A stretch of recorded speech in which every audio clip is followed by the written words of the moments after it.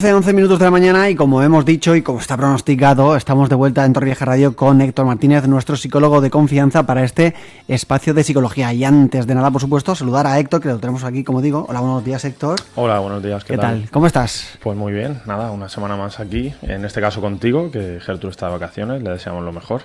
Y bueno, dispuesto a hablar un miércoles más de temas relacionados con la psicología. Pues en esta ocasión, Héctor, vamos a hablar de hipocondría o de personas hipocondríacas, que viene a ser casi lo mismo, pero yo creo que lo primero de todo es decirle a los oyentes qué significa eso de hipocondría, qué es una persona hipocondríaca, qué le pasa a estas personas. Sí, es un trastorno de ansiedad que está relacionado con el miedo a sufrir una enfermedad. Los pacientes piensan que es muy probable o dan por hecho que tienen una enfermedad, que están padeciendo síntomas. En este caso, muchas veces los síntomas son reales, son psicosomáticos, también pueden ser generados psicológicamente por el propio paciente. Y bueno, y tienen una costumbre de ir frecuentemente al médico para tranquilizarse temporalmente. Porque el médico les dice que no tienen nada, pero luego al poco tiempo ellos, cualquier mínimo indicio o sospecha de que pueden sufrir un trastorno, pues lo magnifican y otra vez lo dan por hecho y necesitan otra vez esa confirmación continua de los médicos para quedarse más tranquilos. Entonces son personas que constantemente se cuestionan su estado de salud, entiendo, ¿no? Sí, están muy pendientes de cómo se sienten y luego sobre todo eso, están muy preocupados. Una característica fundamental es la preocupación constante por sufrir un trastorno y esta preocupación genera estrés, eso también es importante. Entonces, muchas veces también se ve afectada su autoestima, entonces en el tratamiento, que normalmente es multidisciplinar, pues deben acudir también al psiquiatra a veces para recibir medicación, tanto ansiolítica como antidepresivos. Así que, bueno, es un trastorno complejo. La gente muchas veces, porque se utiliza normalmente también de forma coloquial, ¿verdad? Claro, es que esta persona es hipocondríaca. Sí. Y porque muchas veces a lo mejor esos síntomas o esa preocupación o esa sospecha por sufrir un trastorno pues no condiciona, no llega a convertirse en hipocondría, pero en cambio pues sí que en estos casos, como estamos viendo, con las personas hipocondríacas ya diagnosticadas, pues sí que condiciona completamente su vida y sí que tienen que recibir un tratamiento tanto médico en este caso como psicológico. Entiendo que en este caso Internet ha hecho mucho mal a las personas hipocondríacas. Claro. Muchas veces lo que están es buscando también en Internet la confirmación sobre sus sospechas, porque muchas veces lo que tienen es miedo a padecer ese trastorno, entonces intentan a lo mejor encontrar información que desmonte su teoría y si fuera para confirmarlo, pues para recibir lo antes posible el tratamiento. Pero realmente es un miedo irracional a sufrir este tipo de enfermedades. Y muchas veces está también provocado por una huella emocional, por un miedo, por una situación desagradable sufrida en el pasado, por ejemplo. A lo mejor han visto a un familiar que ha padecido cáncer. Normalmente suelen ser enfermedades muy graves, miedo a padecer cáncer o miedo a padecer cualquier otro tipo de enfermedad que nos pueda matar, a lo mejor, ¿no? Así que lo que hacen es, pues eso, intentar, como decimos, buscar esa confirmación para recibir el tratamiento o viven con una ansiedad también constante. Así que es algo que, como decimos, condiciona completamente y limita al final a la persona y debe pues recibir lo antes posible el tratamiento. Estas personas, Héctor, llevan una vida normal, entiendo, ¿no? Pero simplemente no sé si es cuando tienen un momentito, piensan que pueden tener una enfermedad, pero normalmente pues son gente o son personas que conviven con nosotros, que no, aparentemente en su vida cotidiana no muestran ningún síntoma de que puedan sentir esa preocupación excesiva por una enfermedad. Sí, bueno, estamos viendo que quiero decir con esto que supongo que es el entorno más cercano el que se da cuenta, ¿no? Se percata. Claro, y el entorno más cercano, eso no lo he comentado, que es muy importante también que esté al tanto de cómo es la enfermedad, de que está sufriendo esta enfermedad, también para apoyar a esa persona y para recibir incluso ese apoyo también social a nivel de pues, conversación, de tranquilizar a la persona. Deben entender muy bien también lo que está pasando esta persona. Y bueno, en los casos más graves, pues sí que se puede percibir, ¿no? A lo mejor esa preocupación excesiva ya genera estrés y entonces pues continuamente la persona a lo mejor está pensando en eso, entonces no se concentra en sus tareas o su autoestima se ve afectada. En los casos más severos pues se puede desarrollar una depresión o es una ansiedad muy grave que se debe tratar y Entonces, pues bueno, pero en otros casos no, sí que no lo podemos percibir nosotros a lo mejor, o sí que es más leve y entonces pues pasarían desapercibidas estas personas. Sí. Entiendo que en algún punto también estas personas pues, tenderían a quedarse en casa, ¿no? A mostrar cierto miedo a salir fuera por miedo a enfermar.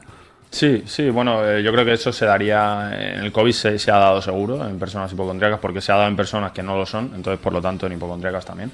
Y sí, pues si hay algún virus, por ejemplo, de temporada, pues claro, estas personas también sean propensas a pensar que ya lo tienen o que lo van a coger.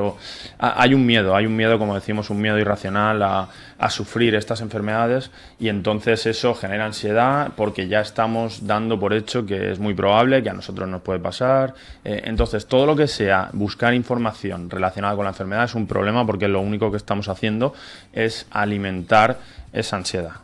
Ya sea para confirmar nuestra teoría o para desmontarla, realmente es información relacionada con ese trastorno que tanto nos preocupa, entonces la solución nunca va a estar ahí. La solución siempre va a ser algo así como hacer un análisis racional sobre los hechos, intentar desmontar ese miedo, ¿no? Hacernos preguntas racionales para cuestionarlo y a partir de ahí pues poder solucionarlo. Hay diferentes tratamientos, uno de ellos obviamente es la terapia cognitivo-conductual, lo que estamos diciendo de intentar pues comprender primero de qué se trata esta enfermedad, ver qué se puede hacer, si yo estoy generando los síntomas o no, ese análisis racional, a través de esa conversación intentar pues superarlo.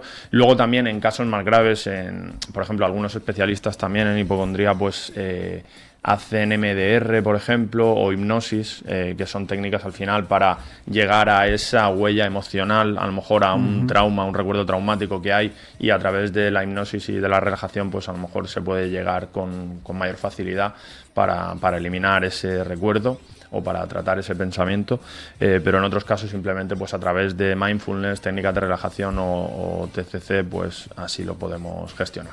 O sea que hay tratamiento y bueno, la gente entiendo que lleva una vida más o menos normal, puede llevar una vida más o menos normal a pesar de estar preocupados constantemente porque puedan sufrir una enfermedad o que pueda pasarles algo. Sí, o sea, pueden, claro, obviamente trabajar, etcétera, ser funcionales, pero esto al final, si no se trata, llega un momento en el que ya no te permite hacer una vida normal. O sea, en las primeras fases de la enfermedad sí, pero luego si no tratamos el trastorno, pues al final nos condiciona. Evoluciona y al final genera demasiado estrés, puede derivar, como decimos, en una depresión, entonces ya pues no podemos hacer vida normal porque la preocupación es tan grande que pues estamos pendientes continuamente, nuestra mente está continuamente pensando en esa enfermedad y esto genera pues un malestar psicológico y luego en algunos casos, como estamos viendo también, desarrollamos nosotros mismos los síntomas físicos, dolor psicosomático. Héctor, en el caso de, pues, como decimos, de estas personas que puedan sufrir hipocondría, decías que empiezan desde abajo, ¿no? Empiezan desde a lo mejor síntomas o signos muy pequeñitos, poco evidentes quizá, pero que luego eso puede incrementarse, puede llevar a cuestiones más evidentes, como hemos comentado también a lo largo de la charla, ¿no? Con ese comportamiento y con esa baja autoestima que quiero decir que me sorprende, ¿no? Porque, claro, si hablamos de enfermedades, pues evidentemente pues todo puede ocurrir, pero en caso de baja autoestima, ¿por qué se produce? Porque se dejan un poquito, porque dejan de, no sé, hacer ejercicio por miedo a lesionarse, va todo junto, va todo unido, porque esa baja autoestima. Sí, la baja autoestima también es porque al final el malestar es tal, el nivel de estrés es tan alto que están sufriendo que muchas veces al final emocionalmente eso los condiciona. Por ejemplo, la baja autoestima se da mucho en depresión porque el estado de ánimo también es muy bajo y la persona pues muchas veces tiene ideas suicidas, va en contra de sí misma, ¿no? Entonces en estos casos igual, al final como es un estado de ánimo depresivo también, están a lo mejor limitados a nivel de no hacer tantas cosas, tantas actividades, la desmotivación. Entonces todo eso al final también está relacionado con una baja autoestima. Pues Héctor, no sé si has tratado algún caso de hipocondría. ¿Conoces a alguien que sufre de hipocondría? Sí, sí que conozco a un nivel, aunque sea un nivel muy bajito. Sí, a un nivel más leve, nivel más leve, lo que decimos muchas veces, ¿no? Que parece que todos al final podemos diagnosticar, ¿no? Decimos, claro, pues mira, esta persona es hipocondríaca, ¿no? Entonces sí que he visto casos que podrían ser gente cercana. Y luego en la consulta, pues sí que hay una persona que ha venido con pensamientos de este tipo. Sí. Bueno, pues en cualquier caso, si alguien sufriera de hipocondría u otras cuestiones, podrían consultarle o podrían ir a la clínica de Héctor Martínez, que en este caso está situada, Héctor. Sí, está en Joaquín Chapaprieta, 26B junto a Correos, y también los oyentes pueden localizarme poniendo psicólogo Héctor Martínez en Google. Pues Héctor Martínez, una semana más. Un placer recibirte. Un placer igualmente, nos vemos el miércoles siguiente. Hasta la próxima. Hasta luego.